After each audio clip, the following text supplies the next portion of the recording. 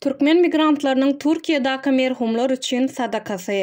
Musulmanlaryň mukaddes Ramazan aýynyň türkmençe Oraza bayramy, arapça Eid al-Fitr gutormanyň hormatyna Türkiýedaky türkmen migrantlary merhum watandaşlar üçin sadaka berdiler. 10 aprelde yüzlerçe we yüzlerçe türkmeniň jaýlanan Istanbuldaky Kilyos gonamçylygyna 50 töweregi türkmen geldi. Musulmanlar köplençe kynlaryny watanyna jaýlamaga senenşýärler. Emma daşary ýurtly türkmen migrantlary bilen beýle däl. Gynansagam türkmen konsullugy ölenleri öz watanyna äkitmekde ýeterlik kömek bermeýänligi sebäpli olary şu ýerde Kilyosda jaýlamaly bolduk diýip çeşmämize çäräni gurujylaryň biri B aýdýar. Bu esasanam COVID-19 pandemiýasy döwrüne türkmenler tarapyndan agyr duýuldy. Hut şu ýyllarda türkmen migrantlarynyň Türkiýedaky iň işçiň protestleri bolup rejimden hukuklaryny talap edipdiler.